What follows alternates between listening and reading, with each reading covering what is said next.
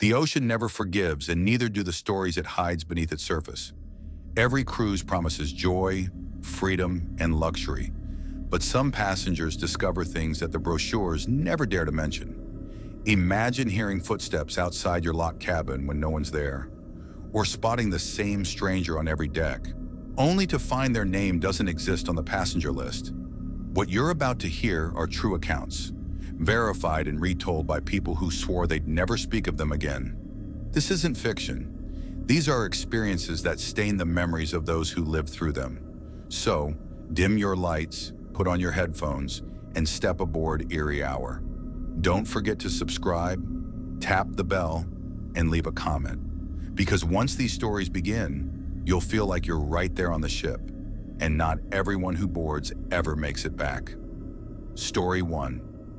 I want you to believe me when I say that what happened on that trip wasn't just strange, it was horrifying. If I hadn't lived through it myself, I'd laugh and call it a myth. But I was there. I saw it all, and I can still hear her voice echoing in my head. My name's Trevor. My sister Kayla talked me into taking a break, so last summer I booked a cruise on a whim. She came along with her boyfriend, Nate. I didn't love being the third wheel, but I figured 5 days at sea would beat another week trapped inside my noisy apartment. The first night went exactly as expected. Music, drinks, crowded decks, and the sea glowing under the moonlight. But I didn't see her until the second night. She looked about my age, pale skin, long dark hair tied in a loose braid. She was standing alone by the railing, too stiff, like she was trying to hold herself together. I almost didn't say anything, but when she turned her head, I saw the tears on her face. "Are you okay?" I asked. She jumped a little, surprised that anyone had noticed her. Then she smiled too quickly, too forced. "I'm fine," she said. "Just seasick." Her voice was low, rough, like she hadn't spoken in days. I should have walked away, but something about her made me stay. Her name was Elena. The longer we talked, the stranger I felt, like the air around her had turned heavy and damp. By the time I excused myself to find Kayla and Nate, my shirt clung to me as if I'd walked through fog. I told myself it was nothing, just a weird encounter with another lonely traveler. The next morning when I mentioned Elena at breakfast, Nate frowned. "Elena," he repeated. "She's not on the passenger list, Trevor." Kayla and I checked last night. I laughed, thinking he was teasing me, but Kayla nodded. "Seriously," she said, "her name isn't there." I brushed it off. Maybe she lied about her name, or wasn't officially registered. But that night I saw her again. Same spot, same braid, same tears. Only this time, when she smiled, I swear I saw water shimmer behind her teeth. "You'll help me, won't you?" she whispered. "Will you stay?" Her voice echoed in my mind all night. Every time I closed my eyes, I saw water flooding my cabin, rising past my knees, my chest, my neck. And through the blur, I saw her face smiling from beneath the surface. I woke up gasping, drenched in sweat. But it wasn't just sweat. The sheets were wet, clammy, as if soaked from the inside out. My heart raced as I searched for leaks. The sink was dry. The ceiling was fine. Only the bed was soaked. Everything else was normal. I didn't tell Kayla or Nate. They already thought I was being weird. But that night when they went to a comedy show, I went back to the deck, determined to prove she wasn't real. She was there. Same place, same look. Only now I noticed her dress. It wasn't like the modern clothes everyone wore. It looked old-fashioned, long and heavy, the kind of fabric you'd see in a black and white photograph. When she turned and saw me, her smile spread. "You came back," she said. My mouth went dry. I wanted to leave, but I couldn't move. "Yeah," I said quietly. "I guess I did." Her eyes locked onto mine. "No one else sees me," she whispered. "But you do." A cold wind swept across the deck, drowning out the laughter and music inside. I turned for a second toward the doorway, but when I looked back, she was closer. "Please," she whispered, "don't leave me here." She reached out her hand. In the dim light, her skin looked normal, pale and delicate. But when her fingers brushed mine, ice-cold water ran down my wrist and soaked my sleeve. I gasped and jerked away. When I looked again, she was gone. No sound, no shadow, only the wet mark on my arm, dripping onto the deck. I froze there, heart racing, feeling her presence in the air, like she hadn't disappeared at all. Just slipped beneath the waves, waiting. The next morning, Kayla spotted my damp shirt hanging on the chair. "What's this?" she asked, frowning. "Why is it wet?" I panicked. "I spilled a drink," I said quickly, but she didn't believe me. Nate just gave me that look that said he thought I'd lost it. Later, we decided to take a walk along the promenade to clear our heads. It should have been a normal sunny afternoon at sea, but Kayla suddenly stopped. She was staring at a glass case full of old cruise ship relics. Inside, there was a cracked, sepia-toned photo of passengers from decades ago. They were smiling, posing on the deck. And there she was, Elena. Same long dress, same braid, same faint smile. Kayla leaned in, whispering, "She looks exactly like the girl you described." My stomach twisted. "That's her," I said. "I swear it." Nate laughed. "Coincidence. People can look alike. But when I pointed at the glass, it was cold under my fingertip. Condensation formed right where I touched. The three of us froze as droplets slowly slid down, spelling three letters, H-E-L. Kayla gasped. Nate grabbed my arm. "We're leaving," he muttered. As we turned, the lights flickered. Every reflective surface, the glass, the floor, even the windows, showed her face instead of ours. Elena's face, no smile this time, just empty eyes watching us. That night I couldn't sleep. Every creak of the ship sounded like footsteps outside the door. Every gust of wind whispered her name. Kayla tried to stay calm, insisting it was just condensation and old wiring, but she didn't believe it. Nate refused to talk about it. He drowned his nerves in drinks, pretending nothing was wrong. But around 2 a.m., I woke up to a slow, steady dripping. I thought it was from the sink, but when I turned, I saw it. The carpet beside my bed was wet. The water was rising, pooling beneath us. My pulse pounded. It wasn't leaking from anywhere. It was coming up from below. And that's when I saw her. Through the balcony glass, standing outside in the dark, Elena. Her hair hung wet over her face. Her fingers pressed against the glass, her lips moving silently. "Kayla," I whispered. She woke, looked, and screamed. Nate jumped up, cursing, but when he looked, she was gone. Only the endless ocean remained beyond the glass. Yet the water inside our room didn't vanish. It rose higher, soaking everything. Kayla yanked the cabin door open, dragging us into the hall, barefoot and shaking. Other passengers peeked out of their rooms, confused. Their floors were dry. Only ours had been flooding. The only cabin that had flooded was ours. Soaked and shaking, we rushed straight to guest services, leaving wet footprints behind us. A tired-looking crew member in a blue jacket greeted us with a polite but forced smile. I told him our cabin number. His fingers froze over the keyboard. He glanced nervously at a supervisor across the counter. I leaned in closer and said softly, my voice trembling, "Sir, there's something wrong with that room. There's something." He cut me off before I could finish. "No one's staying in that cabin, sir. It's been closed for years." The blood drained from my face. "What are you talking about?" "We've been living there since we got on board." He shook his head uneasy. "No, sir. Those rooms have been sealed off since the incident." I gripped the counter to steady myself. "What incident?" I asked, but the supervisor quickly cleared his throat, glaring at the worker. Still, the man whispered one word before stopping himself. "Drowning." The lights flickered above us, and for just a second I saw her, Elena's reflection, standing behind us in the polished marble counter. None of us went back to that cabin. We couldn't. Just walking down that hallway felt impossible. The attendant gave us a different room instead.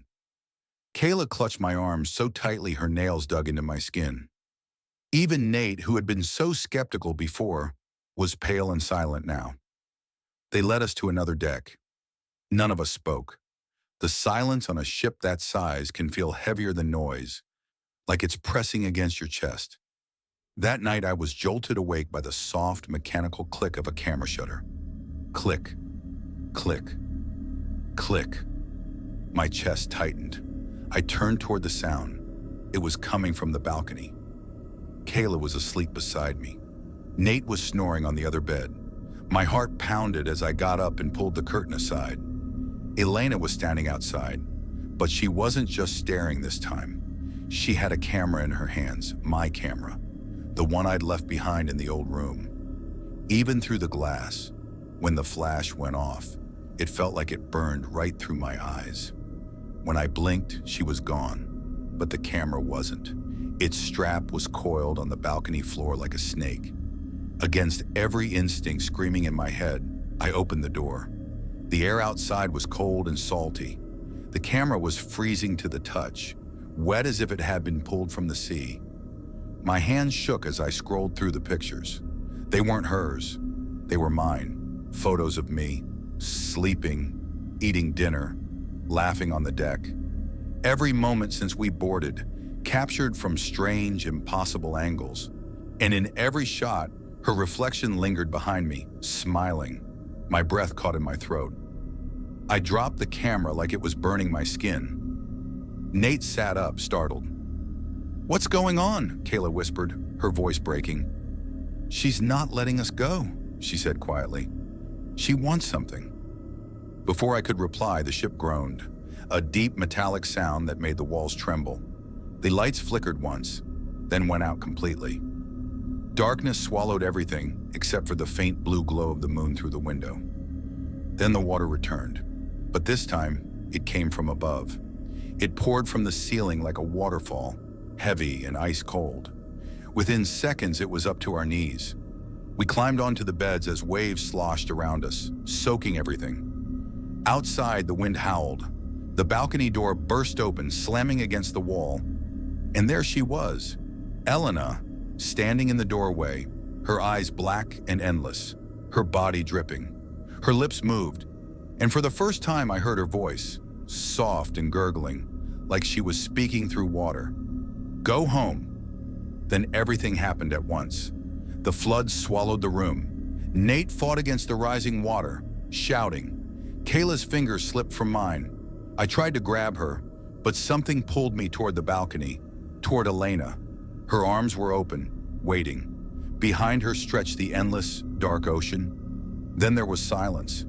When I opened my eyes, sunlight was streaming in through the curtains. The cabin was spotless. The floor was dry. Everything looked as though nothing had happened. Nate and Kayla were gone. Their beds were neatly made. Their clothes and bags gone too. Only one thing remained on the nightstand, the camera. My hands trembled as I picked it up. A new photo had printed overnight. It was me, standing alone on the balcony. Elena's hand rested gently on my shoulder. Her reflection hovered behind us. And beneath it, written in faint, salt-smeared ink, were the words, "Last passenger boarded." I've always been a skeptic. Ghosts, curses, stories about haunted ships. None of it ever made sense to me. I believed everything had a reason, something logical to fix or explain. Back in Denver, I worked in IT. My whole life was about isolating problems, debugging them, making them disappear. If I couldn't identify the cause, it didn't exist. That belief shattered after a cruise I took last summer with my younger sister. Her name is Mia. She wanted to celebrate her 21st birthday and her graduation before starting her career. A 7-day Caribbean trip sounded harmless. Sun, music, food, the open sea. What could possibly go wrong? The first 2 days were perfect. Crowded buffets, poolside drinks, and sunburned laughter. But something about the ship felt wrong to me from the start. There was too much glass, mirrors, windows, polished metal. Everywhere I turned, something reflected my face. It felt like the ship itself was watching us, like we were walking through a floating maze of reflections. It began on the third night. Mia and I had just come back from a late comedy show, still laughing and tipsy. She stopped suddenly in the hallway, staring into the large mirror outside our cabin. Her smile faded. "What's wrong?" I asked. She didn't answer. I looked too, and froze. Our reflections stared back at us. But there was someone else. A little girl stood behind us, barefoot, pale. Her wet hair clung to her face like seaweed. She looked like she'd just climbed out of the ocean, and she was holding Mia's hand. I spun around, but the hallway was empty, silent. Carpet, doors, nothing else. Yet when I looked back at the mirror, the girl was still there. She smiled faintly, like she knew we could see her. Mia yanked her hand away, trembling. "Did you see that?" she whispered. I couldn't lie. I had. Even though I wanted to believe it was just a trick of the light, I knew what I'd seen was real. Her face, her smile, was full of something heavy and strange. When we went inside, Mia turned on every light and shut the door tight. I tried to calm her down, saying maybe it was a reflection from another passenger, but even I didn't believe it. The hallway had been empty. That night I couldn't sleep. The hum of the engines pulsed through the walls like a slow heartbeat. Every time I closed my eyes, I saw the girl's pale face flashing out of the dark. Around 3 in the morning, I rolled over and froze. The black TV screen across from the bed was reflecting the room. I could see the faint outline of our two shapes sleeping, and a third, smaller, figure standing near the bathroom door. I sat up fast. The reflection vanished. The screen showed only static. The next morning, Mia barely spoke. She didn't eat. She just stared at the mirror on the wall. I asked if she'd seen anything, but she just shook her head. Her silence told me everything. By day 5, the laughter was gone. We avoided mirrors and windows, walking quickly through the halls with our eyes on the floor. But on a ship, you can't escape reflections. Glass elevators, polished railings, even the pool water. She was always there. Sometimes I'd glimpse her face in my sunglasses or see her shape behind the glass buffet wall. She never moved when we looked directly at her, but the second we looked away, she was closer. That night, Mia sat on my bed, trembling. Her voice shook when she whispered, "She wants to come in." I didn't know how she knew, but deep down, I believed her. The next evening was supposed to be formal night. Everyone dressed up, photos on the grand staircase, champagne and smiles. I thought maybe it would distract us, make things normal again. Mia agreed reluctantly and put on a navy dress. For a little while, it almost worked. The dining room sparkled with chandeliers and laughter. The string quartet played softly. When the ship's photographer asked us to pose on the staircase, Mia smiled again for the first time in days. The photo printed instantly. The moment I saw it, my chest tightened. Behind us in the photo stood the girl, her shape slightly blurry, like she was standing farther back, but her faint smirk made my stomach twist.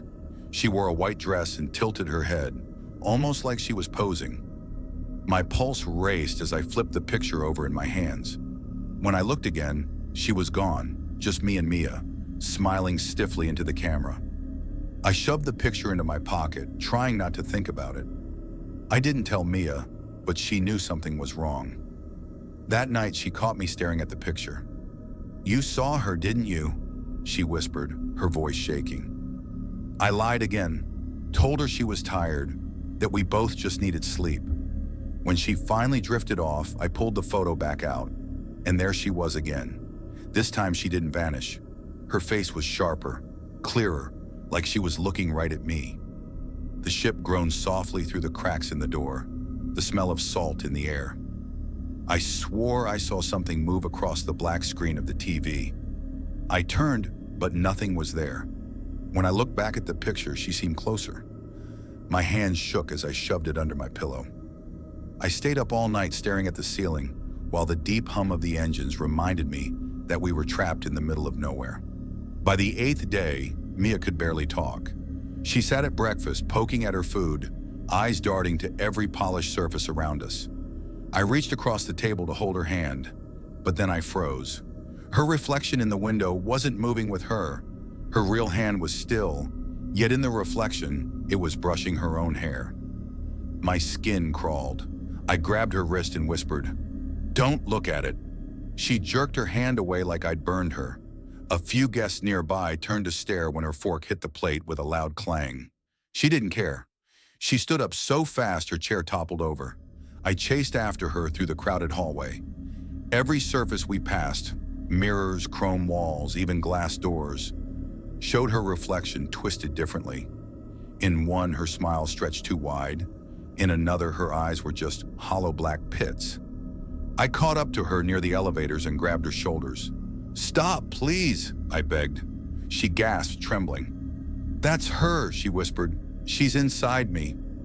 I wanted to calm her, to tell her she was exhausted, but I couldn't, because when I looked at her reflection in the elevator door, the girl in white stood right behind her, her hands resting gently on Mia's shoulders.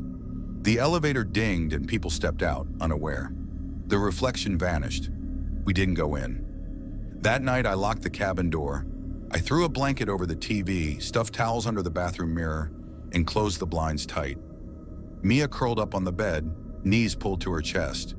Around 2 in the morning, I must have dozed off because the sound that woke me wasn't from the ship. It wasn't the creak of metal or the low hum of engines. It was laughter. High, sharp, childlike laughter. My eyes flew open. The TV screen glowed faintly, reflecting the bedside lamp's light, even though I'd covered it. And in the reflection, Mia wasn't sitting on the bed anymore.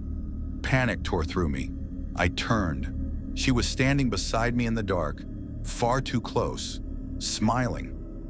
My blood went cold. "Mia," I whispered.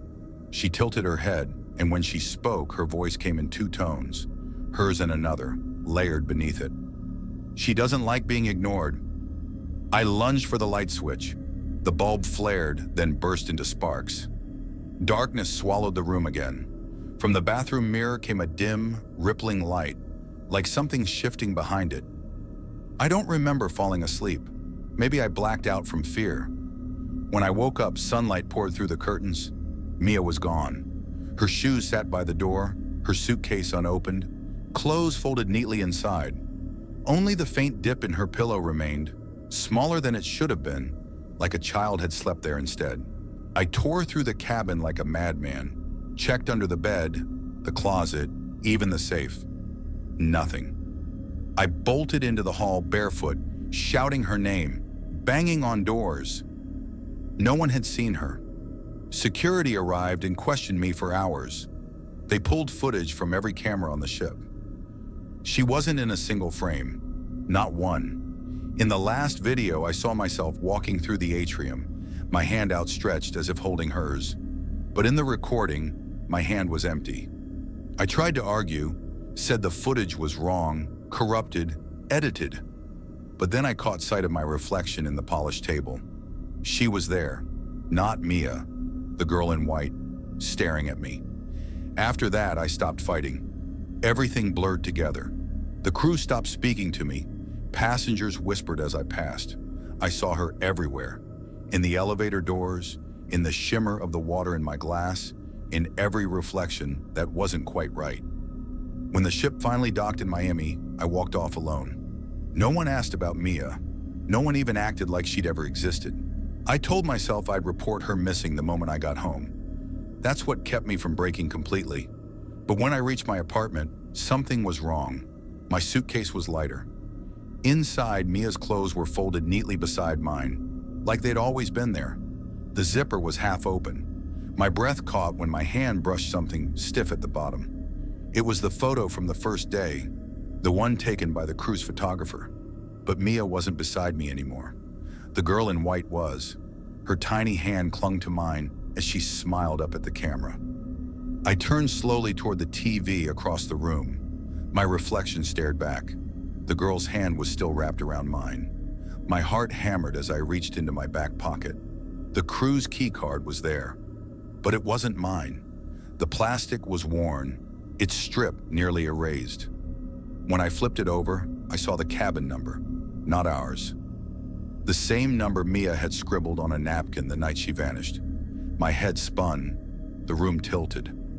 I must have blacked out, because when I opened my eyes again, the sunlight was gone, and blood-red streaks from the sunset bled through the blinds. My phone buzzed on the table. A new message flashed on the screen. No name, just words. Itinerary reminder. Formal night. Deck 5. Ballroom, no app. No contact. Just the message. I threw the phone across the room. When I looked back at the mirror above the couch, she was there again, closer than before, standing right beside me. Her cold, pale face hovered inches from mine. Her lips moved soundlessly, and though I couldn't understand the words, I felt them inside my chest. Then came 3 sharp knocks on the door. I froze. The knocking came again, louder, shaking the frame. My heart thudded so violently I thought it might tear through my ribs. I crept to the door and pressed my eye to the peephole. The hallway was empty, but I saw it. The edge of a white dress rippling in the air, distorted by the fisheye glass. I stumbled back, clutching the old key card so tightly its edge sliced my palm. The 3rd knock echoed, and then silence. Since that night, I haven't opened the door. I don't know if she's waiting, or if the ship is calling me back. All I know is my apartment smells faintly of the sea now, always. And every night, when I close my eyes, I can still feel her tiny, icy hand holding mine. Out of the corner of my eye, I saw something move. A shadow slipped by. I spun around fast, my pulse jumping. Nothing. Just empty air and a faint echo of footsteps that didn't belong to anyone. Maybe it's just some staff rehearsal, I muttered, trying to convince myself. But then a voice came, clear, close, and too real. "You're welcome." I froze. The tone carried a strange weight, almost physical, as if it reached into my bones. Slowly, the lounge doors creaked open on their own. A warm golden light spilled out, spilling across the hallway. My instincts screamed to run, but curiosity dragged me forward. Inside, the place looked untouched by time.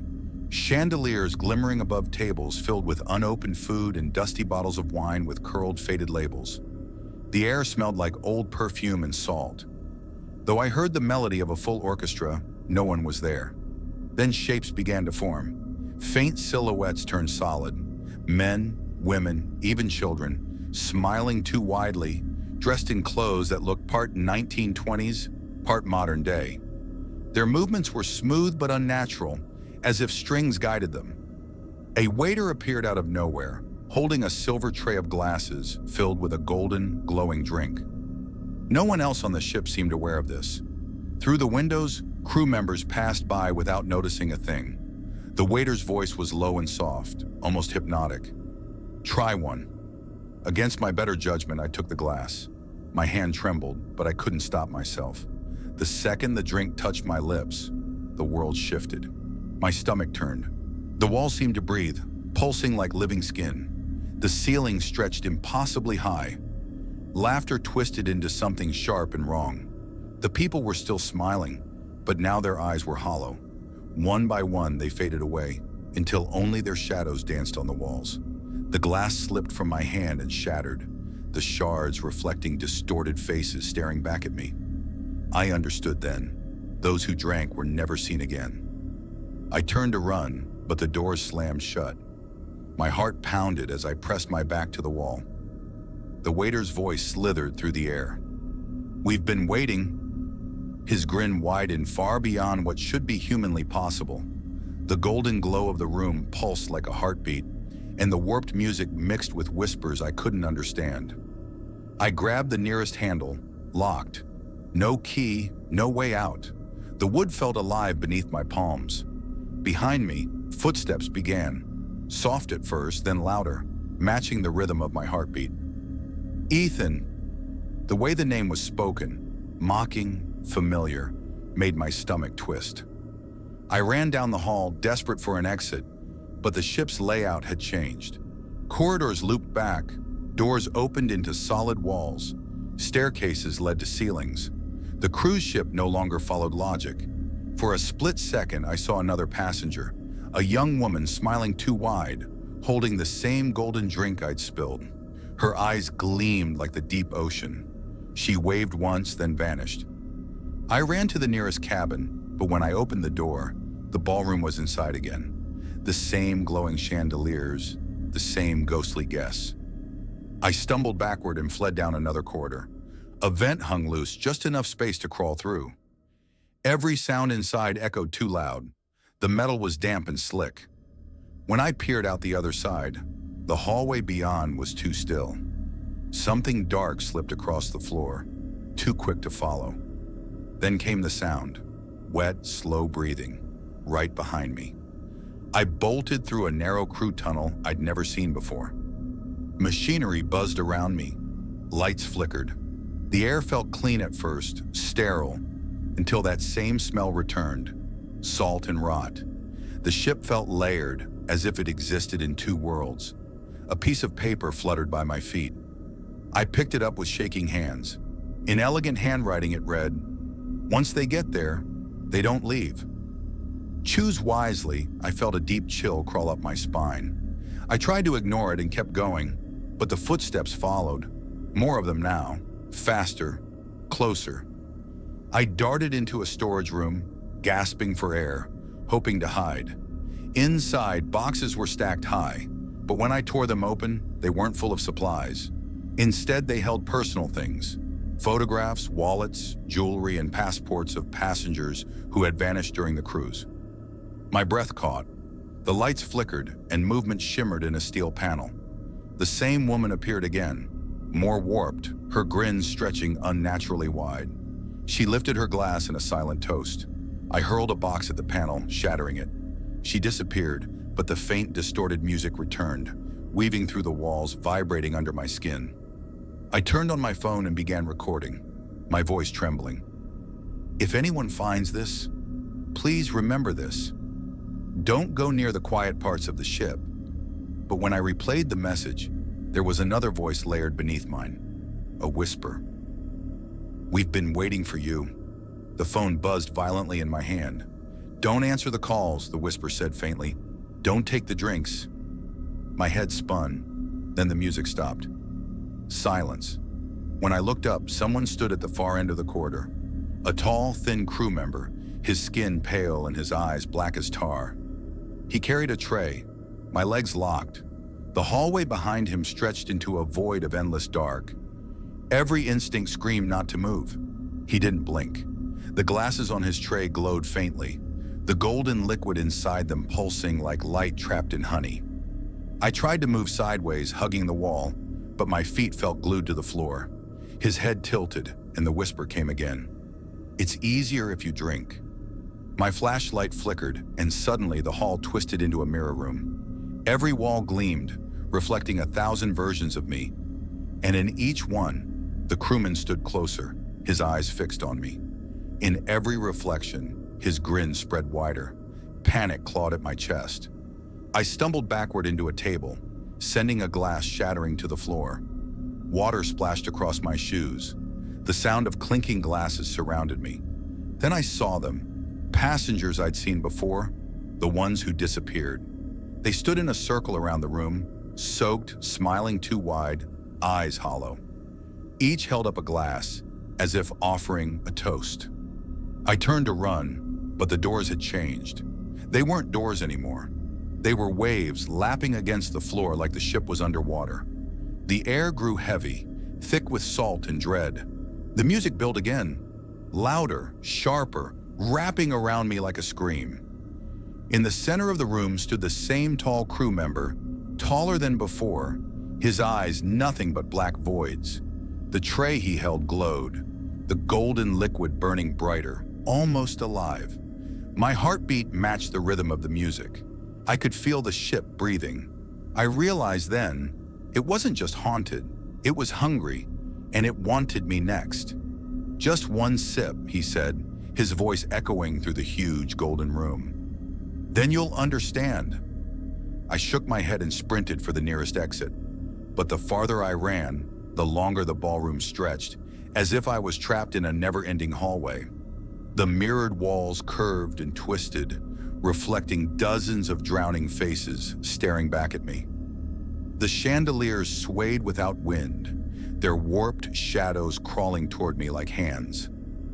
My mind screamed, but my body moved on instinct. I pulled out my phone and played my earlier voice memo. My own shaky voice broke through the thick air. It helps keep stories like this alive. The room froze for a heartbeat. Even the reflection stood still. Then the crewman's smile stretched unnaturally wide, skin pulling tight until it didn't look human. The ground shifted beneath me, water pooling around my shoes as whispers turned to deafening shouts. Drink. Stay forever. The walls began to close in, so I dove toward a doorway that hadn't existed seconds ago. Light burst through it, but breathing became harder. The air was thick like syrup. My chest burned, and I didn't dare look back.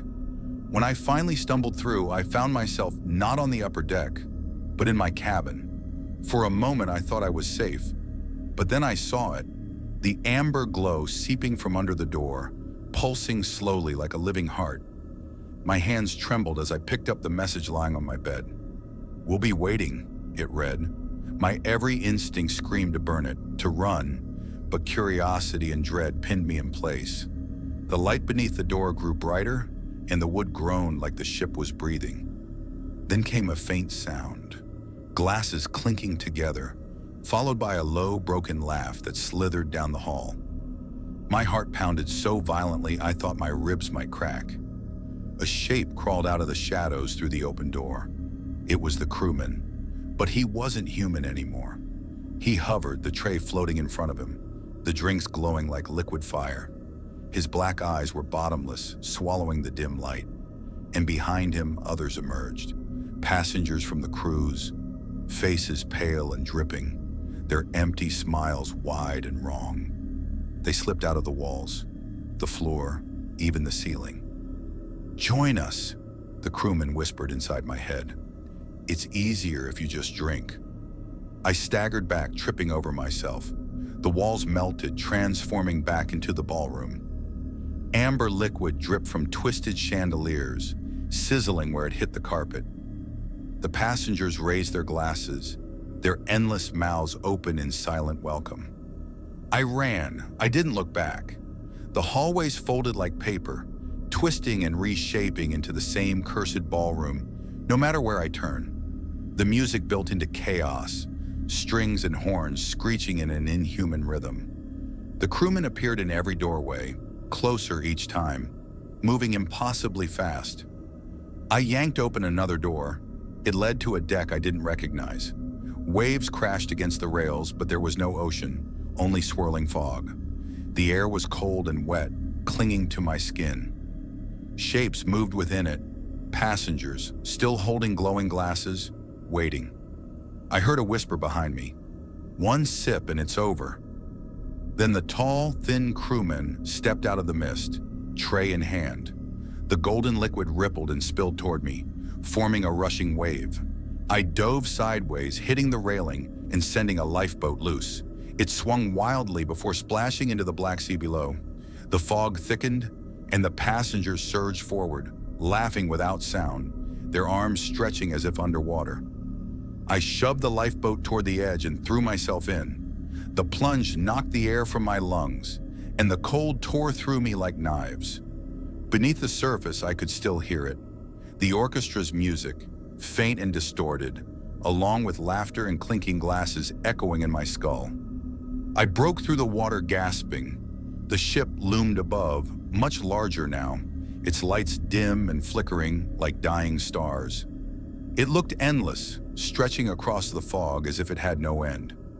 I started paddling, but the mist swallowed everything. Then I realized I wasn't alone. Something shifted at the edge of the lifeboat. I turned slowly. A faint glow reflected off a silver tray. The same crewman was there, smiling, holding a drink. Amber liquid shimmered at the bottom of the boat, glowing faintly like fire underwater. I screamed and started rowing blindly into the fog, but it didn't matter. The fog wrapped around me like hands, and the music began again, soft and distant. The ship's lights disappeared, but I knew it was still there, waiting, always waiting. And in that moment I understood. The invitation, the drink, the endless waltz, it never really ended. The ship wasn't just haunted, it was alive, eternal. The ocean stretched forever, but the ship waited for anyone foolish enough to listen to the music. I felt the pull of the melody echo through the mist, calling me back, whispering the same words I'd heard before. Just one sip. The ship waited, and I knew deep down it always would. Music Story 4. I used to think cruise ships were harmless, floating hotels, safe, boring even. I'd never believed in curses or haunted places. But that changed last year. I had joined a cruise out of Miami with a few coworkers, expecting nothing more than cheap drinks and long nights by the buffet. My name's Marcus. I'm 31, and I work in commercial printing in Orlando. I'm not easily scared. I've worked graveyard shifts alone in giant warehouses, walked through silent streets at 3 a.m., and ignored strange noises more times than I can count. But that cruise changed everything. The first night I heard the music, it started faint, like someone playing violins far below deck, but it got louder, traveling through the metal of the ship. The sound was beautiful, yet old. Not pop, not party music, ballroom music, elegant and wrong, like something from a 1930s film. I stopped in the hallway, pressed my palm against the cold metal wall, and felt the vibration. I thought maybe a live band was rehearsing, but when I checked the ship's schedule, there was nothing listed. The music wasn't coming from above. It was coming from below, from a level that was supposed to be sealed off. I should have walked away, but curiosity won. I followed the sound deeper into the ship. The air grew heavier. The floor hummed beneath my shoes like the heartbeat of something alive. I reached a rusted stairwell at the far end of the deck. That's when I realized where the sound was leading me, the grand ballroom. But that didn't make sense. I remembered reading in the brochure that the ballroom had been locked for decades, kept intact for safety reasons. Yet behind those chained double doors, I heard the orchestra, clear and alive. I stood frozen, ear pressed to the wood. Laughter, clinking glasses, faint footsteps. It all sounded so real, but the doors were sealed tight, brass lock and heavy chains. I pulled once, twice. Nothing moved.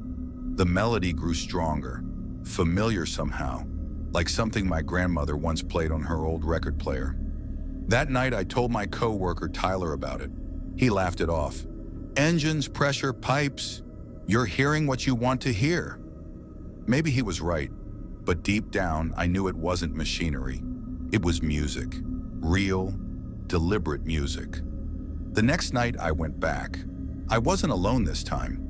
I met an older woman in the hallway, late 50s, navy dress, hair pulled tight.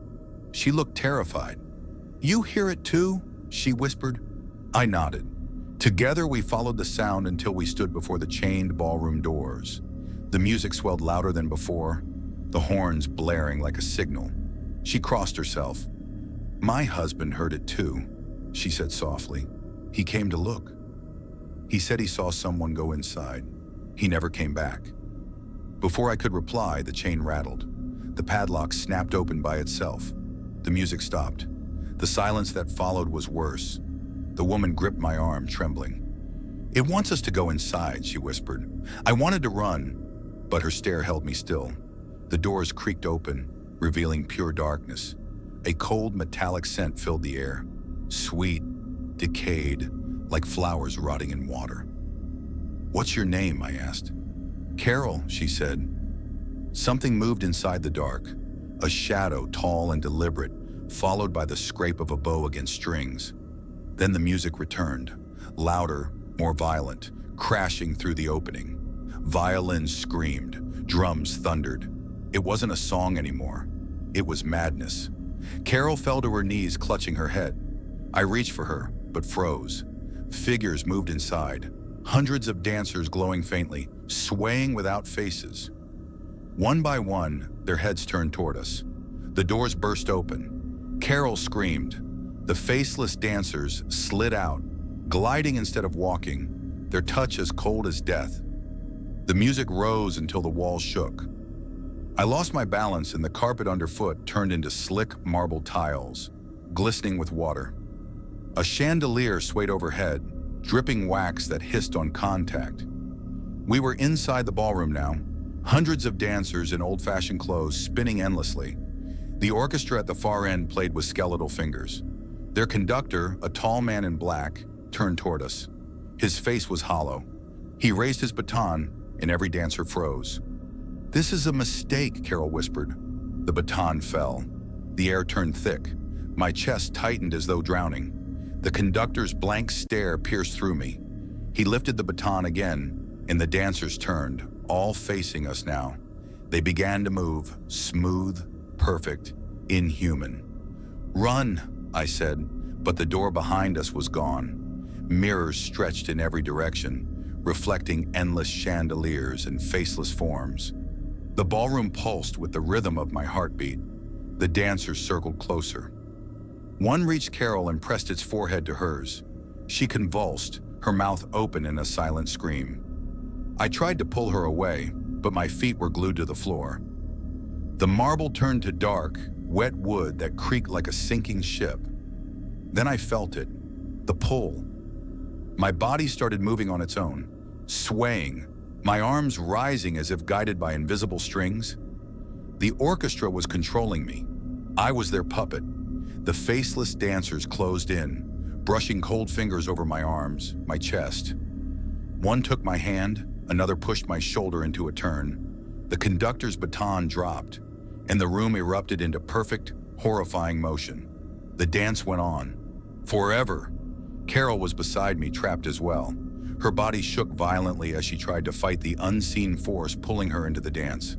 Our eyes met for a moment, hers wide with pure terror. Marcus Venet BL for eternity. The words struck me like freezing water. Maybe all these dancers weren't just spirits. They were the ones who had vanished long ago. Passengers who boarded this ship decades earlier and never returned. Doomed to waltz forever, without names or faces, bound to a melody that never ends. I fought with everything inside me, forcing my legs to stumble instead of glide. But the music punished me for resisting. The violin screamed so loud that my ears buzzed in pain. The chandeliers above swung wildly, spilling drops of hot wax that burned my skin. The floor rippled like the deck of a sinking ship. Then through the fog, I saw it. Behind the conductor, a door. Wooden, cracked, with a small brass porthole in the center. It looked real, solid, a way out. Carol saw it too. Her lips moved silently, forming one word, go. But the conductor noticed. His baton snapped upward, and every dancer froze. The sudden silence was worse than the noise. It hung heavy in the air, like the pause before a storm. Then he pointed his baton at the door. The orchestra roared to life again, faster, louder, filled with rage. The dancers screamed even though they had no mouths, and their hands reached out, clawing at me, pulling me toward the madness. Carol vanished from sight, swallowed by the faceless crowd. I tore myself free, fighting through the thick air as if wading through mud. The conductor raised his baton higher, and the music became unbearable. It vibrated inside my skull until I thought my head would split apart. The floor cracked open, black water seeping through, but I didn't stop. I lunged for the door, slamming my hand against the cold brass handle. It was slick and damp, pulsing faintly as though it were alive. Desperate, I yanked it open. A rush of icy air blasted into my face, carrying the sharp, salty scent of the sea. Behind me, the orchestra reached its climax. Violins shrieked, horns bellowed, and drums thundered like a monstrous heartbeat. I risked one glance back and immediately regretted it. The dancers were no longer human shapes. They had melted into flowing shadows, their limbs stretched impossibly long, their faces collapsing inward as if gravity itself was devouring them. At the center stood the conductor. His hollow face tilted upward. From the void where his mouth should have been came a sound that wasn't music. It was the roaring crash of the ocean itself. Carol was gone, swallowed whole by the storm of twisting figures. I stumbled through the door and slammed it shut behind me. Everything went silent, the kind of silence that rings in your ears. I stood there panting in a narrow, rusted hallway. Condensation dripped from the metal walls, and the steel let out slow, aching groans. Somewhere above, I could still hear the faint thrum of the ship's engines, steady like a heartbeat. For a few seconds, I thought I had escaped. I collapsed onto the floor, trembling, gasping for air.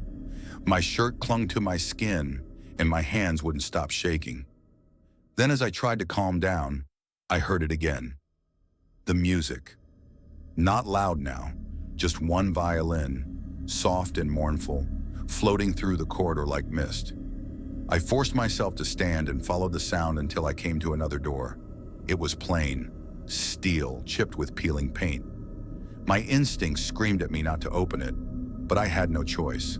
I pushed it open and stumbled straight into my cabin. Same cheap carpet, same quiet hum from the vent.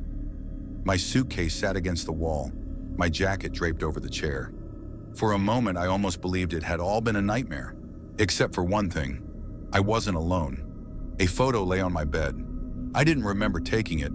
It showed the ballroom, frozen in time. The orchestra mid-performance, the dancers caught mid-spin, and there in the corner, half hidden by shadows, Carol. Her face was fading, turning blank. My throat went dry. Something cold brushed against my pocket. I reached in and pulled out my cabin key card. Only it wasn't the same one. This one was old, heavy, its edges rusted. Words were carved deep into its surface. Zutritz Zurbal location. I tried to drop it, but it clung to my palm like it had fused with my skin. That's the last thing I remember before blacking out. When I woke up, I was in my own bed at home. No idea how I got there. Everything was quiet except for my ragged breathing. For a long time, I sat there trying to convince myself it had been a nightmare, until I reached into my pocket again. The key card was still there, cold, real. I stayed frozen, listening for any sound of engines, the creak of metal, the soft roll of waves. But there was only silence. My house felt hollow, airless. When I finally forced myself up and walked into the bathroom, I stopped dead at the mirror. For a moment, just a heartbeat, I saw them. Faceless dancers swaying silently behind my reflection, their heads slowly turning toward me before fading into the misted glass. My pulse hammered in my ears. I told myself it wasn't real, just leftover fear. But then I heard it again. Soft, distant, a single violin playing somewhere inside my walls. Music, story 5. They said the ballroom was locked, but I could hear laughter, muffled, faint, like echoes from a party I hadn't been invited to. It vibrated through the steel walls, voices that didn't belong to anyone living, music, clinking glasses. Before that trip, I'd never been on a cruise. My name is Evan Miller. I'm 34, a paramedic from Denver, Colorado. I'm used to chaos, late-night emergencies, and adrenaline. But this kind of quiet felt unnatural. My sister got me the cruise ticket after a rough breakup, told me to relax, recharge, maybe meet people. I wasn't thrilled, but I figured the ocean air might help. I planned to read, avoid crowds, and eat at odd hours to stay alone. But from the moment I stepped on board, something felt off. The main ballroom was sealed tight. Every door leading to it was locked and chained, even though the brochure had shown beautiful pictures, polished marble floors and glittering chandeliers. A brass sign outside read, "Restricted area, no entry." During dinner, I overheard passengers whispering about it. The staff dodged every question. Some said it was under renovation. Others swore it hadn't been used in decades. That first night, while everyone was watching a show, I wandered down a quiet corridor near the ballroom. The hallway was empty, lit weakly by yellow lamps. I stopped when I heard a faint sound. At first, I thought it was just the ship's engines, metal creaks and hums playing tricks on me. But the sound grew clearer. Strings. The soft, graceful notes of a violin, the kind you'd hear at an old formal dance. Then came the laughter. Light, overlapping, distant, but joyful. I froze at the ballroom door. The music was louder now, alive, as though dozens of people were inside celebrating. I reached for the handle, but the heavy chain stopped it. Then something rattled. The handle moved slightly, as if touched from the other side. My stomach dropped, and I stumbled back. Later, I mentioned it to a server carrying a tray of drinks. He glanced at me with wide eyes and whispered, "Don't stand near that door after dark." Then he hurried away before I could say a word. I told myself it was just sound echoing weirdly through the ship's frame, maybe from another deck. Or maybe they were running maintenance tests with recorded music. But that night, lying in my bed, I couldn't shake it. Through the vent above me came the faint sound of glasses clinking, voices murmuring, as if the ballroom was alive again just above my cabin. The next night should have been better. Cruises are supposed to make you forget, not remember. Live music, movies under the stars, and poolside drinks. Everything on that ship looked perfect, yet the sound I had heard outside the ballroom wouldn't leave my mind. I could still hear faint laughter echoing in my head, like someone whispering right behind me. I tried to convince myself it was just a crew party, maybe some after-hours gathering. But when I casually asked a bartender about it, his smile twitched for a second. Then, as if flicking on a switch, he forced it back and said flatly, "That ballroom's been closed for this voyage." I asked, "Renovations? Then why's there noise at night?" His eyes slid away before he answered, "Maybe you had too much fun last night, sir." "Happens all the time," he laughed, but it was fake, hollow. That's when I realized something wasn't right.